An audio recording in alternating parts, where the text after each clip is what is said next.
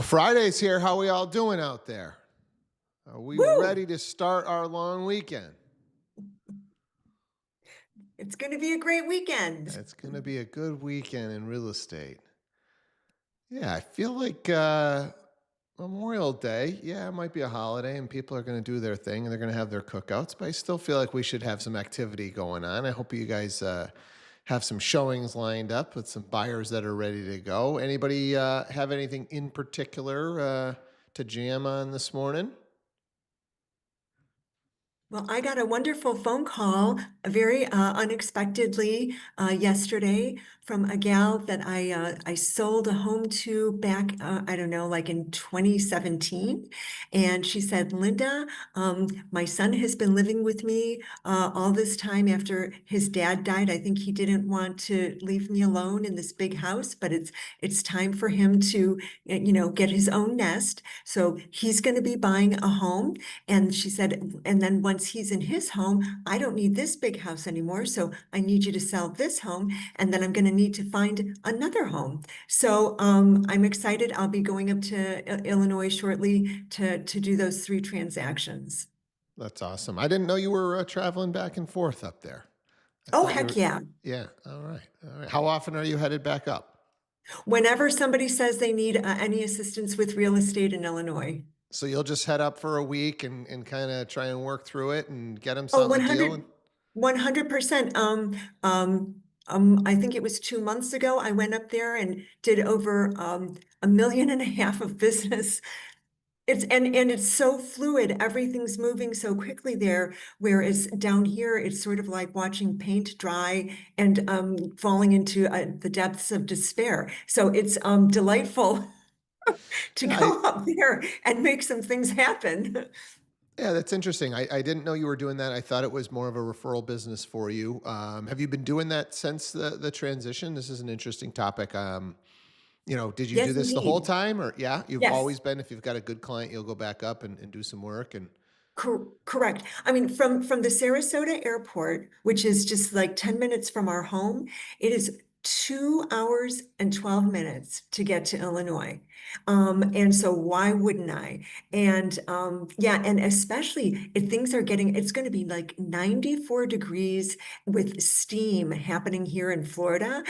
So it's really a delightful time to go up to Illinois. I've had to go up when it's cold, which is not my jam. So now it's time to go up when it's going to be nice. nice, Yeah, nice. and then of course Jeffrey's here, so he's boots on the ground here. It's really wonderful. Yeah, I got a random email the other day. I couldn't, you got to love when the client doesn't even say like how they got your contact information. Just, hey, we're interested in buying a house. But I had recognized the last name, and it turns out it's a client that's, geez, probably 12 to 15 years ago. This is her stepdaughter and her husband, and they're going to be buying. And she recommended us, and yeah, those are the things that it just doesn't happen in your first couple of years in the business, where No, it this doesn't. But business just falls out of the sky. You know. may I share something I think that is really amazing with everybody? I love this so much.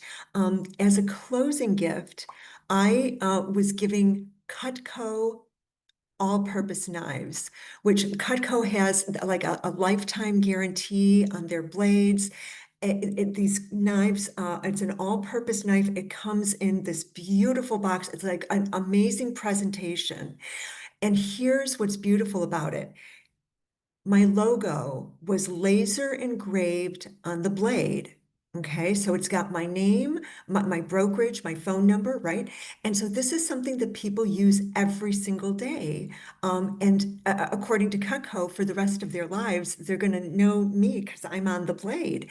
And Chris said, Linda, I was going bananas because she thought, she said, I don't know where to find Linda's phone number and I don't remember who she worked for. And then she goes, oh, the knife. So she got my phone number off of the Cutco knife. And what's glorious about Cutco is, yes, it's a $160 knife, but because it's branded it's considered marketing. And so you can deduct for your taxes as a realtor, you can deduct the entire price of the gift because it's marketing.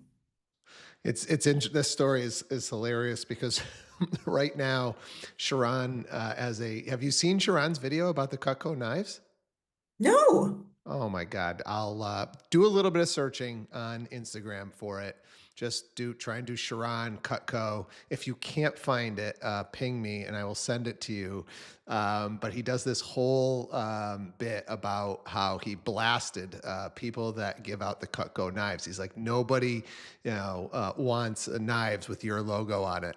And so the Cutco guy, like basically, he did this on stage or something at some event, and then the Cutco guy ends up giving him they reunite at another event, and he gives Sharon a set of Cutco knives that says worst. They're engraved with worst gift ever on the actual knife, and it's become kind of this whole kind of funny thing back and forth. And so now it's funny to hear you say that these clients have using the knives, and and now you've got referral business coming from it. So Oh my God. No, no, no. And here's what I'd like to say. Yes, it's laser engraved, but it's very, very subtle. It's not like it's blazing at somebody. You got to kind of really look at the knife to see it, which I love, And so I would have to strongly disagree with him because everybody has raved about these knives and they love, love, love them and they use them every day. I can't tell you the compliments that I have gotten from the knife. That's so yeah, interesting. yeah.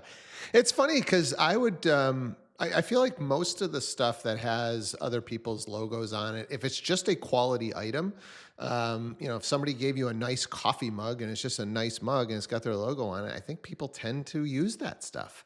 I think his kind of thing was instead of it, how agents are always me in our pictures and this stuff, like engrave it with their initials on there or something like that. That's what people would actually want and actually remember. I think that's where he was going with it. Instead of putting your stuff all over it, people do like it when they get their stuff, their backpack, their mug engraved with their stuff. That would be a better gift. So yeah, who knows? But then they don't have your info. So yeah. Chris Cook is just saying those cutting boards with the little logos. Make sure you get them wood ones, Chris. These microplastics are just everywhere now. Golly, Yeah. I can't listen to a podcast now without them talking about the microplastics. So God forbid you're cutting stuff on a cutting board or eating stuff with plastic knives and spoons. I have converted to. I've got my actual silverware here in the office now because Mhm. they have put the fear of God in me that I am going to die because of the Die. microplastics in my brain. Um, I, did you have some comments on microplastics, Linda? oh, my poor brain can't tolerate. It's been so banged around, it can't take anything more. So yeah, yeah, no, no, no plastic. Yeah. Yeah, the latest podcast I was listening to said that they are finding the equivalent of a plastic spoon's worth of plastic. So, like a plastic spoon, like take up all the little bits of plastic in the brain out of these cadavers, and it would be a full plastic spoon. Some people, as much Um, as a credit card worth of plastic inside them. So, we don't think, that these little shavings are adding up, but that they are, and it's pretty bad. yeah. So I don't know. All right, well, let's talk about something happy now. Yeah, yeah. Well, we can talk lending. Dan, I see you on. What do you got, buddy? It's Finance Friday. Yeah, You have good some. morning, guys. You got something to make Um, us smile? Rates are down in the fives. oh God, I wish, but no, Woo. you know what? I wanted to talk something on that topic, to be honest. Obviously, rates are high, and it's difficult. It makes it difficult for everybody to qualify for what they want to, especially when you're dealing with first time buyers. It sometimes it makes people maybe unwilling to pull the trigger because they just think the rates are too high. So I'm sure a lot of you guys are hearing that.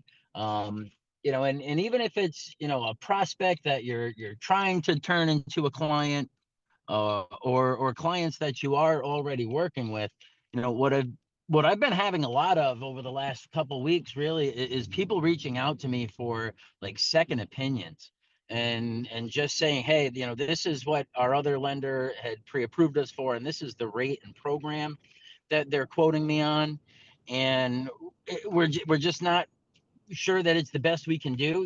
Can you do better? And 9 times out of 10 we can't. So, especially when you've got someone, you're trying to shop at the top of their budget, maybe us being able to get them a quarter or a half a percent lower on the rate makes a difference to them being able to get that house that's a little bit out of reach. So, just I think now with this market and the way that everything is, it's just so competitive. And again, it's difficult out there. So people are shopping around, whether they come to us first or second. We're always trying to put the best offer out there. But I've been having a lot of people reach out lately, just saying, hey, this is what we're getting. Can you help us out? Can you do any better? Can you maybe get us a little more on this pre-approval? And we're making that happen for people. Yeah, look, I think a second opinion is always always the way to go. Especially if you've got a frustrated client. So, anybody have any particular questions for Dan or finance related? Something weird going on in a deal? Something weird financial situation with one of your clients? Anybody have anything to? I have a question. Sure. Oh, okay. So we have a gal who's going to be moving here from Texas, and she just went under contract to sell her $2.2 million. She's got a ranch. But all of her money is in the ranch, and she needs to pull some out. And what do you think is the best route for her to go? She said that because she went through a divorce, her credit is not great right now, and she probably needs about $60,000 is what she would like to take out. Do you have any thoughts about what would be the best route? We were thinking maybe a hard money lender, for a short-term loan, but I don't know. So that you said that house is in Texas and it's worth like 2 million. Do you know what she has for a mortgage on it now? No, it's paid in full. It's No mortgage on it. all cash in there, right? Okay. And she just needs like 60 grand. Correct. Yeah. I mean, if the credit isn't great, I mean, really the best option for her would just be to go to a bank and just get like get an equity loan. For that smallish amount, like most mortgage lenders are, that's going to be like kind of below a minimum loan size. Sure. Um, but like usually like, a home equity line of credit, the credit requirements are usually pretty flexible too, especially if she's got that much equity and she's really looking for a very, very small amount of money. Um, it really Linda, does I depend know, I exactly. know. On the home equity line, did you say she's already got it listed? It's under contract. Yeah, so Oh, shoot, I typically missed they that won't. part. I'm sorry. Yeah, they won't do those equity lines once it's listed on the MLS. So she doesn't have any other kind of savings or any 401ks or anything that she could borrow against, life insurance policy she could borrow against, or anything like that. Oh, you know what? I honestly didn't ask her. I didn't even think to ask her if she could pull money from one of, what her other income sources are, but I can certainly check with her. Yeah, I think a lot Um, of people don't realize that you can borrow against those, especially since she's not. It doesn't seem like she's looking for much here. right. If she's got any kind of 401k or life insurance policies, hopefully we could pull out against that. So I'm guessing she just doesn't have, right. She doesn't have a lot of cash, and maybe her credit isn't great. Is that? Right. So I Yeah. guess, running this ranch, it costs a lot of money, the upkeep on it. And I guess and she's been trying to sell this ranch for quite some time. And it's, very overwhelming. It's way too much. property for her as a single woman. And I don't get the impression that when she was married, she took care of the finances, and things have kind of drained down for her. So she's cash poor right now. Um, and and again, I didn't ask her what other sources of income she might have, like with respect to the 401k or, the life insurance. Anybody else have, dealt with something similar like this? And hey, this is what my client ended up doing. Yeah, and just to kind of add back to that, Steve was you're definitely correct as far as it being once it's listed on MLS, we wouldn't be able to lend on it.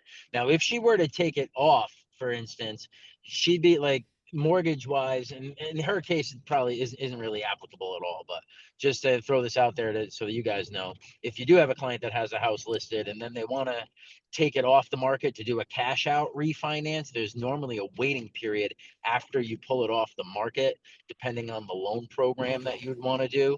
I'm gonna have to double check exactly on that, but like I know you could take it off and do a rate and term refinance immediately. If you take it off the market and you want to do cash out, I got to double check. You might have to wait up to 6 months. Oh, Um, wow. Okay. Couple other things that are just coming to mind for me, Linda. A lot of these credit cards, depending on what she has, they'll allow you to do like a cash advance. You're probably not going to be able to get 60, but she may be able to get like 10, 15, 20 out of one of them, 10, 15, 20 out of another. Ah, So right. look Okay. at cash advance on credit card. What was the other thing? If she happened, like I don't know if there's maybe a big vehicle on that property, like maybe they have a big tractor or bulldozer or something. I think you can do the same thing with a vehicle, like an equity line against the vehicle if they own those outright. Or maybe she has a high end car that somehow she paid cash for or something that she could do it against. Okay. So those are a couple other. And then just like I know this is a while ago, but I'm assuming these things still work. Is just my bank was willing to give me like unsecured, not against my home, but just here's $15,000. Just like here's a personal line that you can just draw on. So Okay. she might want to just check with her local bank. Um, Sometimes they just let you borrow, 10, 15 grand. You don't have to say what you're doing with it, nothing. Okay. Okay. All So, I right. mean, between all of those options, if I can get 10 here, 15 there, 20 there, maybe she can scrap together the 60. I guess the question would be, why can't we, on whatever we're buying in Florida, just wait until this closes, right? And then we'll have the money. Well, we can. So here's the problem. She needs money for her escrow deposit in purchasing here. And she doesn't have it. And when this home closes, she's not gonna have a place to live.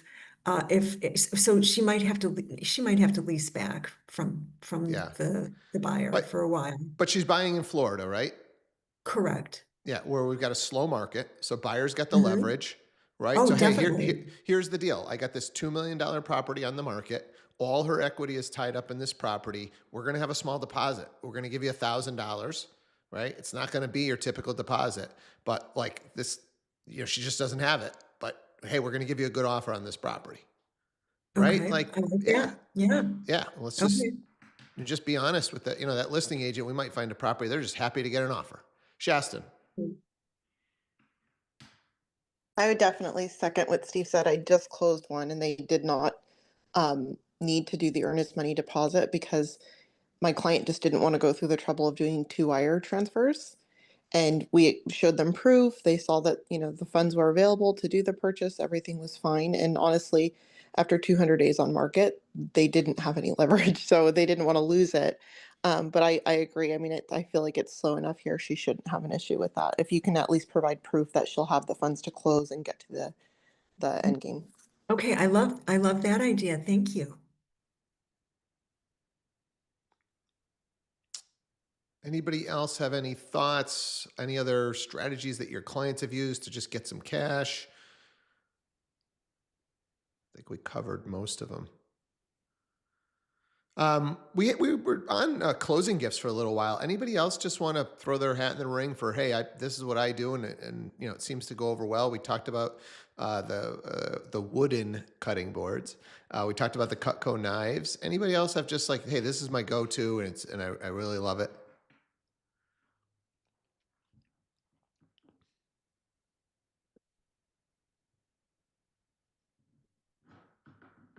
You guys do closing gifts, right?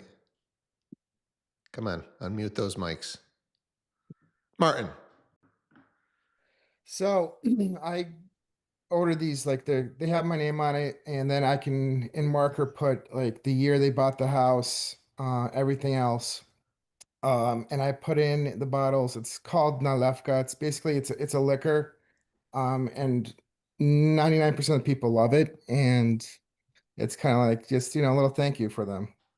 Cool. No, not having a good hair day today, buddy. No video.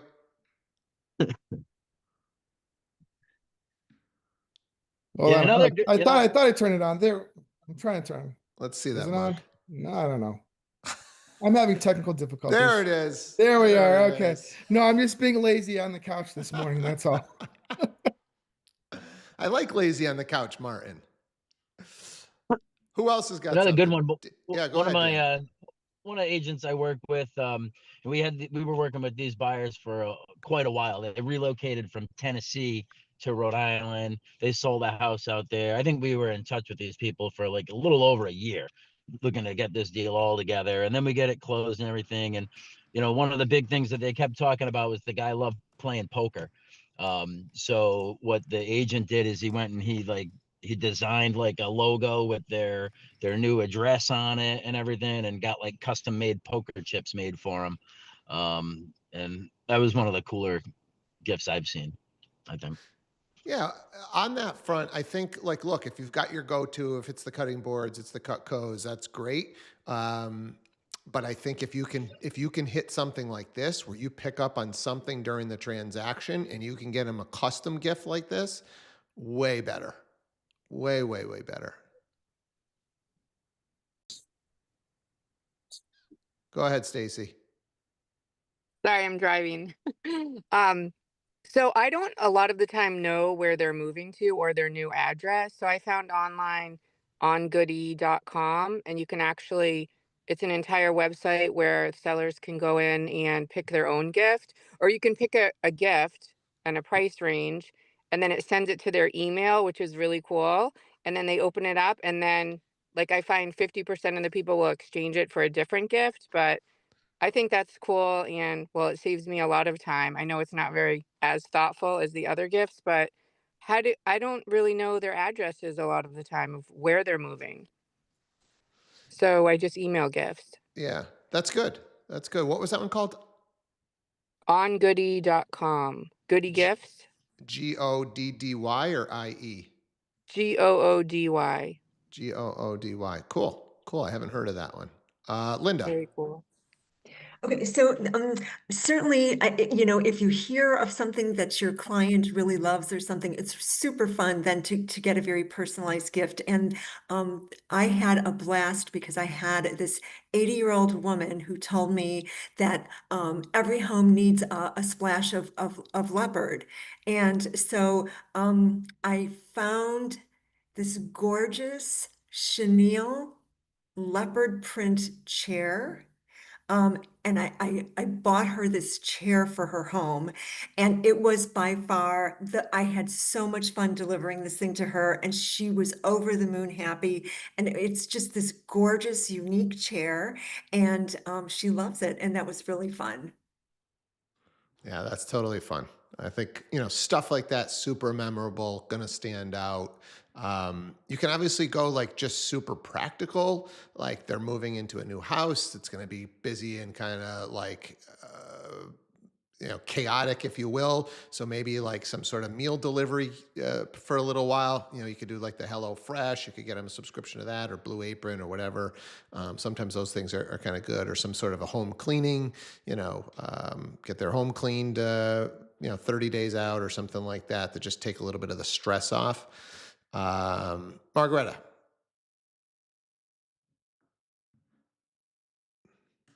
Morning, all. I got rid of my plastic boards, number one. Thank you. But I actually done really well with Bluetooth speakers. They're not, and you don't have to get super expensive. But people who love like being outside, or they're like the inside outside kind of Bluetooth speaker. They love it, and obviously they're going to use it because they don't have something like that. My Yeah. other thing is for women, particularly. It's like this. It's like a tree, like a dryer rack. You can get them in Walmart. It's like it folds into like a stick technically, but you can open it up, and it's great. Like when you need like extra closet, or like if you have people coming in, and you need like a coat hanger, and it's only like $25, and people love them, and it's like they remember you because it's so useful. Yeah, the practical stuff I think definitely goes a long way. That's why I think like the cutting board and the knives and the stuff that they're going to use on the regular. So great share, Shaston. So my go-to is usually like I'll do custom gift baskets and stuff. So just throughout the transaction, whenever you're having like casual conversation and stuff, like I'll try to get information that way. So like if they've got kids in the house and the kids like certain things, or if they've got a dog that's now their child since they've retired, like those kind of things, I'll add like candles and mugs and stuff like that. But then I'll go and find something specific to them, like if they're coffee drinkers or wine drinkers or whatever it is. So that's usually my go-to. But one that I found recently, which is I found is pretty nice for like the smaller deals too, because you don't want to go out and spend $200 on a basket. But there's this company called Bordery, and I know that like the charcuterie boards are really, really big right now. But they have these charcuterie boards; they're wooden, and they deliver these whole custom kits to your client, and you can actually have like their initials put on and all kinds of stuff. So they really customize them from the foods and stuff that you put on them, and so you ask them if they have like nut allergies or anything like that. But it ships direct to their home, like on ice. So they get it within a couple of days. And my clients have absolutely loved those things, especially when they're moving in. They've got snacks and stuff when they're sitting there, dealing with stuff around the house. So that one I thought was a pretty cool one. And then they got the board left over at the end. Yeah, so it's Yeah. kind of like a little gift, and Yeah. I really do those like just for the really small deals. But those are, like I said, they have like I think three or five different sizes for the boards, so you can go like the really small ones or the really extravagant ones. But they're like I think they're a little bit dressier than what you would do for like your own home charcuterie board. Like they'll have like rosemary sprigs and Yeah. specialty olives, those kind of things. Cool. Cool. Great share. Bordery.com. Cool. Angela, wrap us up. Well, I'm totally going to steal Shaston's idea with the charcuterie board because that's brilliant. Yeah. I Well, what I love love that. about both the basket and the charcuterie is it kind of combines both of what we're talking about. You get the practicality, but then if you're paying attention during the transaction, you can kind of put like something for the kid, something for the husband, something for the, maybe not so much on the bordery one, but on the gift basket, you can kind of go, oh, the daughter, I'll give her something, I'll give the son something, I'll give the mom something, right? So we get practical. You end up with, a board or something like that, but then kind of custom to what happened during the transaction. So that's pretty cool. No, totally. I like the branded idea Linda had. Usually I'm going to piggyback off what Shaston said is I'll put together a basket and kind of just throughout the transaction and just being with the clients, I kind of pick up on what their likes and dislikes are, and I'll put together a great basket for them. I have done more often, since I am so buyer heavy, I'll offer a deep cleaning service before they move in, and clients are always super grateful about that. I always have a go-to cleaning company that'll come in and literally like clean the window sills, the sliding glass door tracks, wipe out the drawers, and that always goes over pretty well. And then I'll usually do some sort of meal delivery for their first move-in night, but definitely branding's important, but those are usually my go-tos. Love it. Love it. Love it. Awesome. Well, Monday's a holiday, so I hope you guys are barbecuing and having some fun this weekend. We will be off on Monday. We'll be back at it again on Tuesday, but it was great to have so many of you turn those mics on. Maybe next week we can do an advance to cameras. It'd be great to see everybody's smiling faces. But appreciate you guys. Love doing this call. Let's go crush this weekend, and we'll see you back on Tuesday. Take care. Thanks so much. Have a great weekend, everybody. Have a good one.